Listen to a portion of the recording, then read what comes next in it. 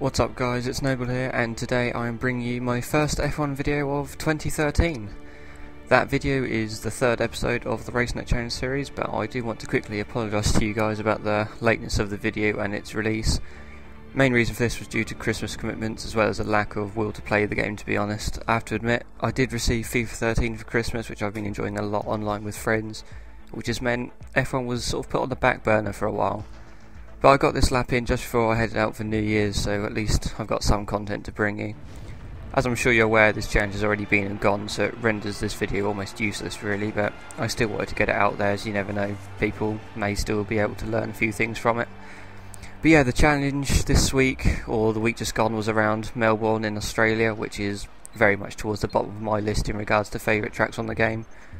In real life, it's a great circuit. I love watching the Grand Prix there, as it's always something special, and to me it symbolises the start of a new season, which is always a great feeling. But on this game, with the way the track boundaries are imposed, it makes it a bit of a joke with the time you can gain by corner cutting and track extending, but as always we'll try our best to keep things clean and attempt a decent lap time. As you can see, we're in the Ferrari of Fernando Alonso for this lap, so things will be a little slower compared to the top times you see on the time trial leaderboards due to the inferior grip of the Ferrari compared to the McLaren, which is the best time trial car. But as you can see on screen now, I've just gone through the setup I used for this lap, which is, as always, very similar to setups used on other tracks. Only main differences being the front anti-roll bar and the gearbox.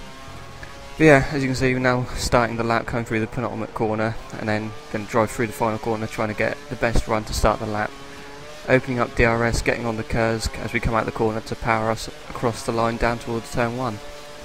So yeah, up to the top speed 199, braking at the 100 metre board on the left, down into third gear, quickly back up into fourth, and then shifting through the gears as we exit turn 2 as we use a bit of curves and open DRS again. Spotting the little orange marker 100 metre board on the left there, we go down into first gear, clipping the apex nicely, running into second, up into third, lifting off on entry and then powering through the corner, getting on DRS as early as possible and keeping it open for that little flick of a right-hander. Starting sector 2, braking just as the shadows start on the left, down to third gear, running the car nice and wide onto the curb but not track extending at all. Coming through this long right-hander, very easy, as we then brake at the 100 metre board on the left, down to second, then up through the gears again as we exit. Using the rest of our curves as we power down this sort of long left-hander towards the end of the second sector. Flick it down 2 gears into 5th for this left before flicking it back up to 6th before the right, and then getting on that DRS again as we power out of the corner.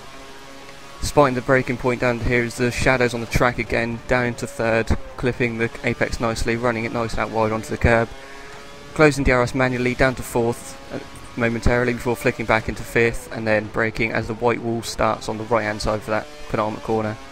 Final corner flat, trying to get on the DRS as early as possible to give us the most amount of momentum as we come across the line to do a 1:21.855, which is a pretty solid lap, which I'm happy with despite the lack of running. As we can see, just going through, no assist again, but no, not much more time to come off that for me personally, I feel, to be honest. But as always, I hope you enjoyed the video and maybe learnt a thing or two to help you guys improve, which would be great. If you did enjoy the video, then please click the like and favourite buttons, as well as subscribe to the channel if you haven't already to keep updated with all my video releases. Please feel free to comment with any other videos you would like to see on this game from me, for example maybe a career mode or a sprint mode or something along those lines maybe. But yeah, for now I'll get working on a lap for this week's Racenet challenge, so you guys have got something to aim for and a bit more time to actually take what I do into practice and try and improve your times while the Racenet challenge is still going on.